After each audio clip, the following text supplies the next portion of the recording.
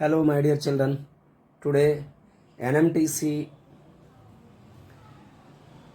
primary 5th and 6th class next 5 questions I am going to explain. ఇది 2024 paper అనమాట, 2024 paper. So P and P plus 1 are two consecutive prime numbers, then the value of P into P plus 1 by 2P plus 1 lies between. Question ఎలా ఇచ్చారంటే ఒకసారి మళ్ళీ చెప్తాను తెలుగులో. P plus 1 అనేవి రెండు పక్క పక్కనే ఉండే ప్రైమ్ నెంబర్స్ అంట. దెన్ అయితే P into P plus 1 by 2P plus 1 value ఏ రెండింటి మధ్య ఉంటాయి, ఏ రెండు నెంబర్ల మధ్య ఉంటాయని అడిగిన క్వశ్చన్ అనమాట. ఓకే, జనరల్గా ఇవి ఇంగ్లీష్ మీడియంలోనో లేదా హిందీలో చెబుతారు, నేను తెలుగులో చెప్పి మీకు అర్థం చేసేటట్టు చెప్దామని ట్రై చేస్తున్నాను అనమాట. అయితే ఇక్కడ చూడండి, P and P plus 1 are two consecutive prime numbers అన్నాడు. కన్సిక్యూటివ్ ప్రైమ్ నెంబర్స్ అంటే మనం ప్రైమ్ నెంబర్స్ 2 నుంచే మొదలవుతాయి, మీకు తెలుసు. Only possibility is 2 and 3. Remaining అన్నీ కూడా దూరంగా ఉంటాయి. ఇప్పుడు సపోజ్ 3, 5 తీసుకున్నాం అనుకోండి, పక్కన 2 గ్యాప్. అలాగే 5, 7 ప్రైమ్ నెంబర్స్ అవుతాయి, అక్కడ 2 గ్యాప్. నెక్స్ట్ 11, సపోజ్ 7కి 11కి మళ్ళీ గ్యాప్ ఉంది 4. అలా పక్కనే prime numbers, minimum prime numbers తీసుకుంటే తెలుస్తుంది అనమాట. అయితే మీరు అనొచ్చు 11, 13 అక్కడ 2. ఈ పక్కనే ఉన్న ప్రైమ్ నెంబర్లు అయితే 2 and 3 కన్సిక్యూటివ్ ప్రైమ్ నెంబర్స్ అవుతాయి. ఆఫ్ కోర్స్ కన్సిక్యూటివ్ అంటే పక్కనే ఉన్నామని అర్థం. ఒకటే డిఫరెన్స్ ఇక్కడ, P plus 1 by 2P plus 1.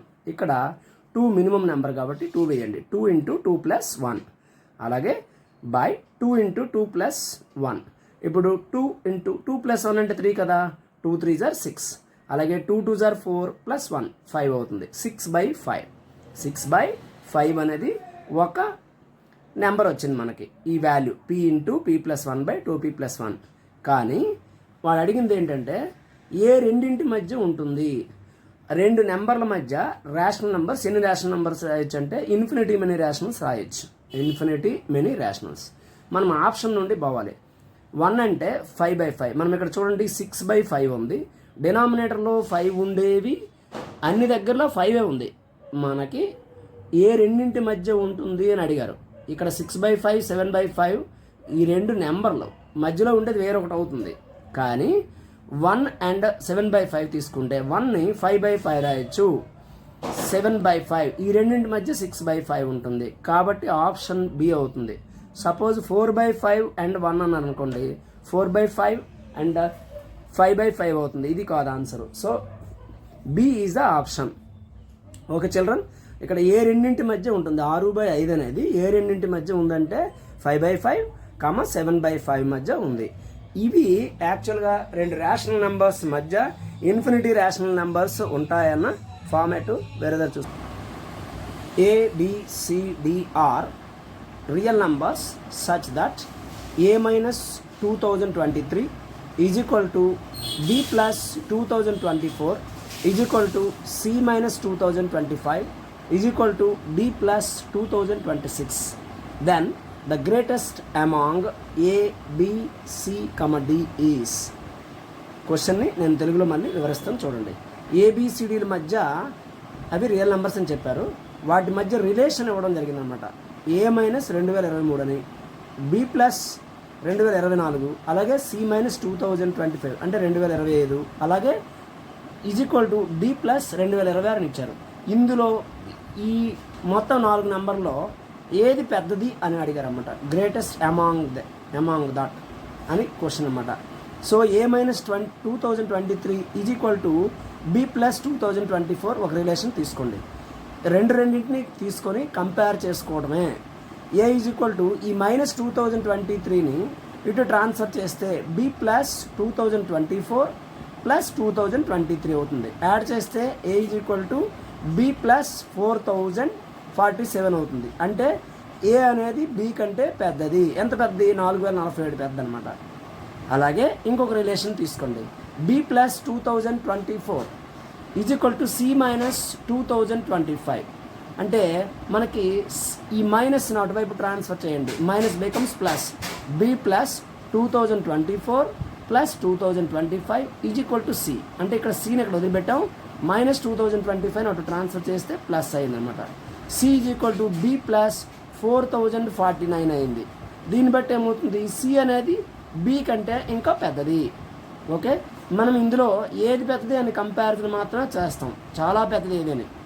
So ఇప్పుడు బికి ఏకి బికి రిలేషన్ బి కంటే ఏ పెద్దది, అలాగే బి కంటే సి పెద్దది.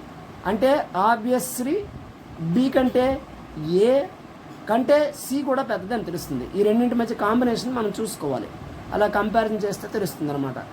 B plus 2024 is equal to D plus 2026. ఈ రెండింటిని కంపేర్ చేసినప్పుడు మనము బి ప్లస్ 2024 ఈ ప్లస్ 2026 నాటు ట్రాన్స్ఫర్ చేస్తే మైనస్ 2026 అవుద్ది, అంటే ఈజ్ ఈక్వల్ టు డి అవుతుంది.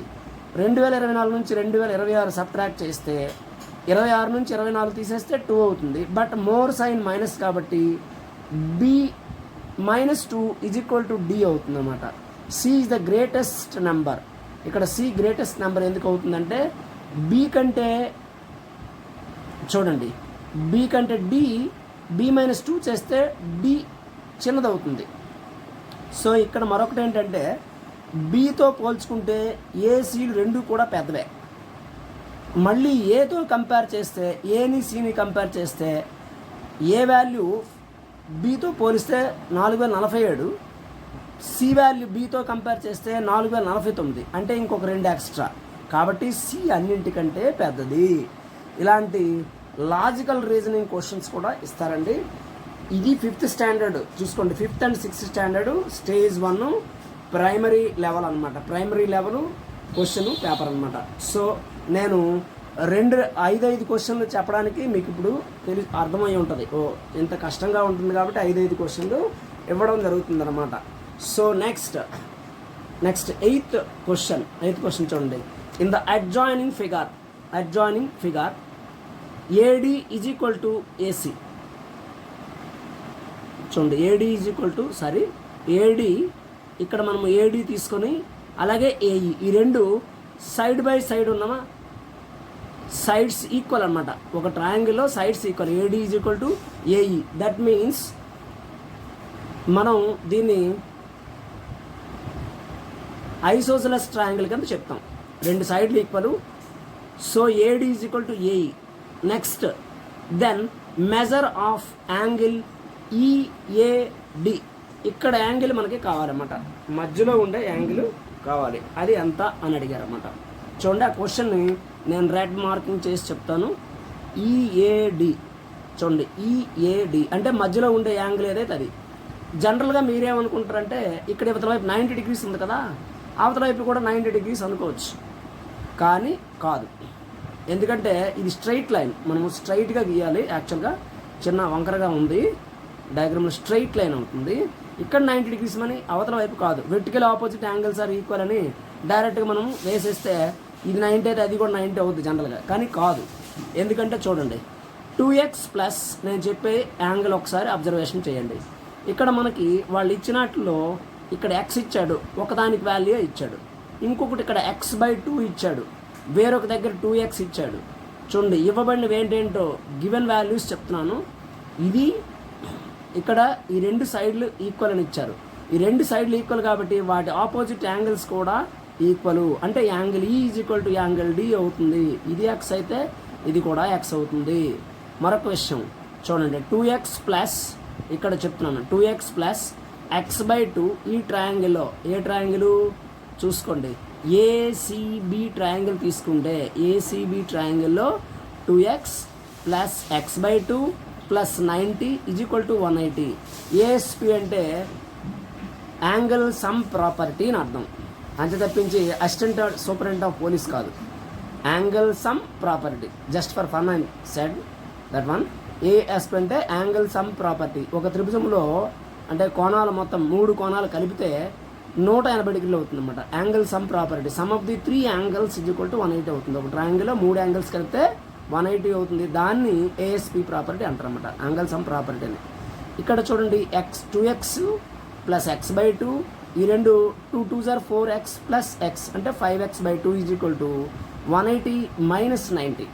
ఓకే, సో 180 నుంచి 90 పోతే 90 అవుతుంది. 5x/2 is equal to 90. X is equal to reciprocal అవుతుంది 90 ఇంటూ 2/5. కట్ చేస్తే 518 జార్ చూడండి, 518 జార్ 90. 18 ఇంటూ 2 వేస్తే ఎక్స్ వాల్యూ 36 అవుతుంది.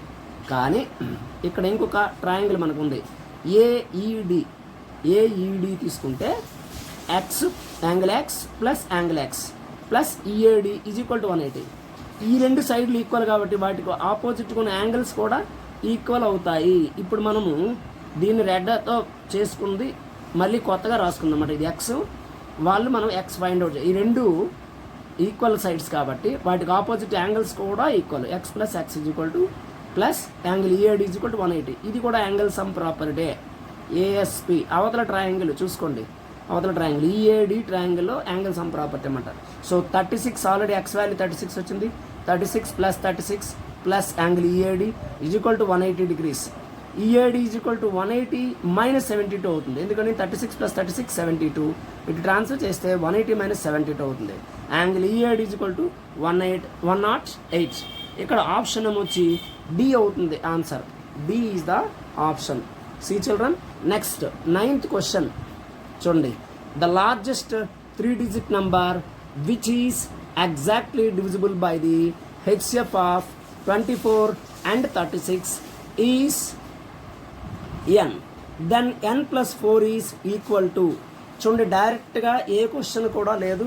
అంటే మనకి బాగా ఎనాలిసిస్ పవర్ తెలియాలి. ఇంత చిన్నపిల్లలకి అంత ఎనాలిసిస్ పవర్ ఎలా వస్తుంది సార్ అని అనొచ్చు. మీరు చిన్నప్పుడే ఇంగ్లీష్ లాంగ్వేజ్ నేర్పించడం, as well as sums oriented mathematical basics చెప్పడం, కాన్సెప్ట్ ఓరియంటెడ్ వస్తే వస్తాయి. ఇక్కడ లార్జెస్ట్ 3-digit నెంబర్ అంటే మీకు అందరికీ తెలుసు, ఇది చాలా చిన్న క్లాసులోనే ఉంటాయి. లార్జెస్ట్ 3-digit నెంబర్ అంటే స్మాలెస్ట్ నెంబరు, లార్జెస్ట్ నెంబరు మీకు తెలుసు 1, 9. అలాగే స్మాలెస్ట్ 2-digit నెంబర్ అయితే 10, 99. స్మాలెస్ట్ 3-digit నెంబర్ అయితే 100, 999. అలా మనకి క్లాసులో చిన్న క్లాసులోనే చెప్తాం. లార్జెస్ట్ 3-digit నెంబర్ అంటే 999. ఇది మనం ఎలా కనుక్కుంటామంటే ఇక్కడ ఏమన్నాడు హెచ్సిఎఫ్ కూడా సెకండ్ స్టాండర్డ్ కాదు కానీ థర్డ్ స్టాండర్డ్ అని చెప్తారు. హెచ్సిఎఫ్ ఆఫ్ 24 and 36 అంటే హైయెస్ట్ కామన్ ఫ్యాక్టర్ కట్టాలి. దీన్ని నేను డివిజన్ మెథడ్లో చేశాను. 24, 36 చూడండి. 24 1s are 24, 12 సబ్ట్రాక్ట్ చేస్తే 12 అవుతుంది.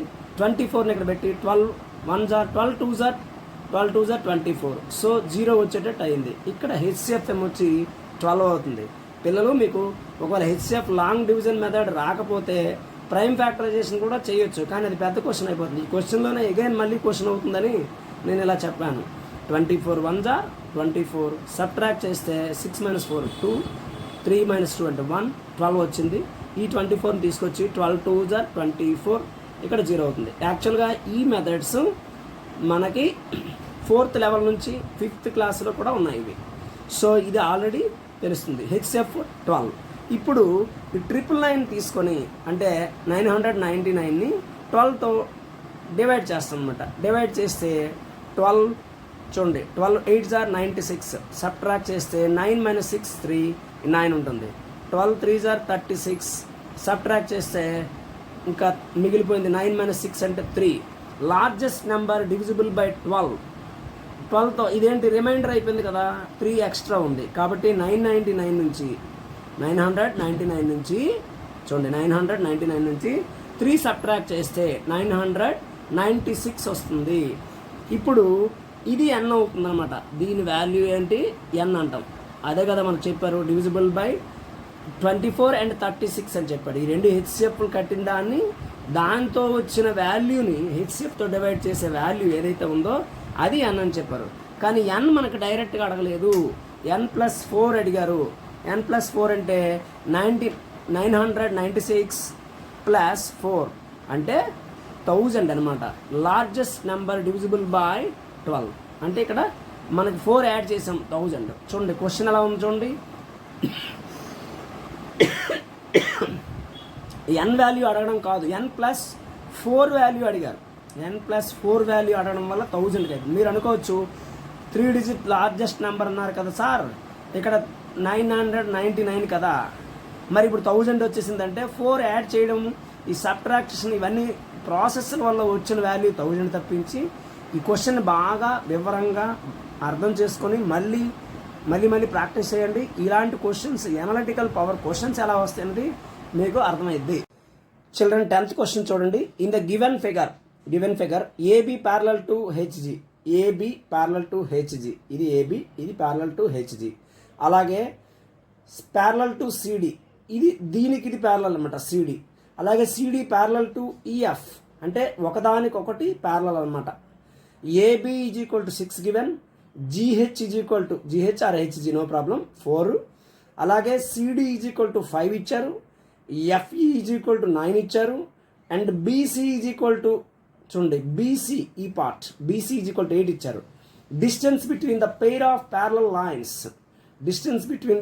ప్యారలల్ లైన్స్ ఇచ్చి ఏబి హెచ్జి వాల్యూ ఎంత అంటే, అలాగే చూడండి బీసీ జిఎఫ్, అలాగే అండ్ సిడి ఎఫ్ఈ, అంటే ఈ ప్యారలల్ లైన్స్ మధ్య డిస్టెన్స్ ఏమొచ్చి సేమ్ అండ్ ఈక్వల్ ఈజ్ 3. అన్నింటికి డిఫరెన్స్ ఈ మధ్య హైటు లేదా డిఫరెన్స్ ఎంత అంటే ఈ రెండింటి మధ్య 3 అని ఇచ్చాడు. అన్నింటికి 3. రెండు ప్యారలల్ లైన్స్ మధ్య డిస్టెన్స్ ఎంత అంటే 3 అని ఇచ్చాడు. The area of the total figure is, ఈ మొత్తం ఈ షేప్ జెడ్ టైప్లో ఉన్న షేప్ మొత్తం ఏరియా ఎంత అని అడిగారు అనమాట. Area of the given figure is equal to, మనం చిన్న సింపుల్ ఫార్మాట్ వేస్తే అర్థమైపోతుంది. ఇక్కడ మీకు నేను డాటెడ్ లైన్ ఇచ్చాను, మీకు కనిపించకపోవచ్చు. రెడ్ లైన్తో అండర్లైన్ చేస్తున్నాను. ఇలా అండర్లైన్ చేసేసిన వర్డ్ దగ్గర చూస్తే ఇది ఒక రెక్టాంగిల్ ఫామ్ అయిపోయింది. చూడండి రెక్టాంగిల్. ఈ పైది ఉన్నది ఏమవుతుందంటే ఒక ట్రెపీజియం ఫార్మ్ అయింది. ఏబి, ఇక్కడ నేమింగ్ రాయలేదు, మనకు అవసరం లేదు. ఇక్కడ ఏదైనా పేరు పెట్టుకున్నా పెట్టుకోవచ్చు, నో ప్రాబ్లం. ఇది ఏబిహెచ్ ఇవి అటాచ్మెంట్ ఉంటే ఇక్కడ ఒకటి ఉంది, ఇది ఒక రెక్టాంగిల్. అలాగే చూడండి డిఈఎఫ్ ఈ పార్ట్ ఇక్కడ పేరు మరి వేరే నేమింగ్ ఇవ్వడం ఎందుకని ఇవ్వడం లేదు. సో ఇదొక మనకి ఇదొక ట్రెపీజియం ఫామ్ అవుతుంది. పైన ఒక ట్రెపీజియము, కింద ఒక ట్రెపీజియము, మధ్యలో ఒక రెక్టాంగిల్. దీన్ని 1 అనుకోండి, దీన్ని 2 అనుకోండి, ఇది 3 అనుకోండి ఫిగర్. ఇప్పుడు ఏమవుతుంది చూడండి, డిస్టెన్స్ బిట్వీన్ పేర్స్ మనకు ఆల్రెడీ చెప్పాం 3 అని. సో ఏరియా ఆఫ్ చూసుకోండి, ఏరియా ఆఫ్ ట్రెపీజియం మనకి కావాలి ½ h into a plus B, అలాగే ఏరియా ఆఫ్ రెక్టాంగిల్ చూడండి, ఏరియా ఆఫ్ రెక్టాంగిల్ అంటే లెంగ్త్ ఇంటూ బ్రెడ్త్. ఇక్కడ మీకు అర్థం చేసుకోవాల్సిన ఒక అంశం ఉంది. ఇది ఆల్రెడీ వాళ్ళు ఇచ్చేసిన దాంట్లో ఈ వాల్యూ 4 ఉంది, ఆల్రెడీ 4 ఉంది. ఇది కాస్త 3 ఉంది. టోటల్ ఈ లెంగ్త్ ఎంత అవుతుందంటే టోటల్గా 7 అవుతుంది. ఇది 6, ఇది 7 గుర్తుపెట్టుకోండి. ఫస్ట్ తాలూకా ట్రెపీజియం ఏదైతే ఉందో ఫస్ట్ ట్రెపీజియం యొక్క వాల్యూలో ప్యారలల్ సైడ్స్ ఇది 6, ఇది మొత్తం 7 అవుతుంది. ఈ రెండింటి మధ్య డిస్టెన్స్, రెండు ప్యారలల్ లైన్స్ మధ్య డిస్టెన్స్ 3 అని ఇచ్చారు. So ½ h into a plus b, area of trapezium నేను ఇక్కడ ఫార్ములా కింద రాసి పెడుతున్నాను. Area is equal to ½ into h a plus b, ఇది formula ½ h into a plus B. అలాగే area of rectangle L into b చూడండి. So ½ into 3 into 6 plus 7 first అయిపోయింది. అలాగే ఇది ఈ వాల్యూ ఇక్కడ నుండి చూడండి, ఈ వాల్యూ ఆల్రెడీ 5 ఇవ్వడం ఎలా అవుతుందంటే ఇక్కడ నుంచి ఇక్కడ వరకు టోటల్గా బీసీ వాల్యూ 8 ఇచ్చారు. 8లో 3 పోతే ఇది 5 అవుతుంది, ఈ డిస్టెన్స్ 5 అవుతుంది. 8 మైనస్ 3 సో 5. ఇదేమవుతుంది, రెండు ప్యారలల్ లైన్స్ మధ్య డిస్టెన్స్ 3 అని ఇచ్చాడు అన్నింటికి కూడాను. సో 5 ఇంటూ 3 ఇది అవుతుంది. లాస్ట్ ట్రెపీజియం ఇక్కడ చూడండి, లాస్ట్ ట్రెపీజియం ఇది ఆల్రెడీ 9 ఇచ్చేశారు, ఇది 5. ఈ రెండు ప్యారలల్ లైన్స్ మధ్య డిస్టెన్స్ ఎంత ఇచ్చారు, 3 ఇచ్చారు. ప్రతి ప్యారలల్ లైన్స్ మధ్య డిస్టెన్స్ 3 కాబట్టి ఇది 5 ప్లస్ 3 8 అవుతుంది. ఇది కాస్త 9 ఒక ప్యారలల్ లైన్ సైడ్, ఇంకోటి 8. So ½ h into a plus B, ఈ డిస్టెన్స్ ప్యారలల్ డిస్టెన్స్ మధ్య అంతా 3 వాల్యూ. సో 8 + 9 అవుతుంది. 1/2 × 3 × 17. సో ఇప్పుడు జాగ్రత్తగా అబ్జర్వ్ చేయండి. 1/2 × 6 + 7 అంటే 13. సో +5 3 = 15 +1/2 × 3 × 17. ఇప్పుడు చూడండి 13 3 మనం చూసుకుంటే వాల్యూ ఇక్కడ 39/2. 13 3 ఏమో 39/2 అవుతుంది. +15 అలాగే 51 చూడండి ఇక్కడ 17 3 51/2. ఇక్కడ 39/2, ఇది 51/2 +15 బ్యాక్ సైడ్ పెట్టాం. ఈ రెండు యాడ్ చేస్తే 90/2 +15. ఈ రెండు ఎల్సిఎం చేసామనుకోండి అంటే 2 డినామినేటర్లో 2 రెండింటి కామన్ ఉంది కాబట్టి 90/2. 90/2 అంటే 45 + 15. సో దీని వాల్యూ ఎంత అండి చూసుకోండి. ఇక్కడ మీరు క్యాన్సిలేషన్ చేసింది అబ్జర్వేషన్ చేయలేదు అనుకుంటాను. జస్ట్ ఒకసారి చూడండి. 1/2 3 × 13 అంటే 39/2. అలాగే ఇది 15 +1/2 × 3 × 17 అంటే 17 3 51/2. చూసుకోండి మళ్ళీ చెప్తున్నాను. 39/2 ప్లస్ చూడండి కరెక్ట్గా అబ్జర్వేషన్ చేయాలి. 39/2 +51/2 +15. ఈ రెండింటిని యాడ్ చేస్తే 90/2 అవుతుంది. 51 అలాగే 39 90/2. 90/2 మీన్స్ 45. ఆల్రెడీ 15 రన్ చేస్తున్నాం. 45 + 15 60. సో మనకి ఇందులో వాల్యూ మొత్తం ఏరియా టోటల్ ఫిగర్ ఏరియా ఎంతంటే 60. అంటే మీరు ఏమని అనొచ్చు, ఇది యూనిట్స్ కింద చెప్తాం. ఏరియా కాబట్టి స్క్వేర్ యూనిట్స్ అని చెప్తాం అనమాట. అంటే ఇక్కడ సెంటీమీటర్లో మీటర్లో కిలోమీటర్లో ఏమి ఇవ్వలేదు సార్ అంటే ఏం అవసరం లేదు. 60 యూనిట్స్, దట్స్ ఇట్. ఇదండి మీకు ఈ ఫార్మాట్లో ఉన్నవి కొంచెం డిఫరెంట్గా అనిపిస్తాయి. నార్మల్ సమ్స్ కంటే ఇవి ఎలాగైనా టఫ్గా ఉంటాయి. అంటే ముందుగా మనం ఇలాంటి ఎగ్జామ్స్ రాస్తే కాంపిటేటివ్ ఎగ్జామ్స్ ఫర్దర్గా రాయడానికి మీకు ఈజీ అవుద్ది, మైండ్ ఎలాబరేట్ అవుద్ది. అందుకని అట్లీస్ట్ ఇది 5th క్లాస్ అయినప్పటికీ 7th 8th 9th లెవెల్ వాళ్ళు కూడా అర్థం చేసుకోవడం కష్టమే. కానీ మీరు తెలుగులో చెప్తున్నాను కాబట్టి బాగా క్లియర్గా అర్థమయ్యే ఛాన్స్ ఉంది. Okay children, have a nice day. Thank you.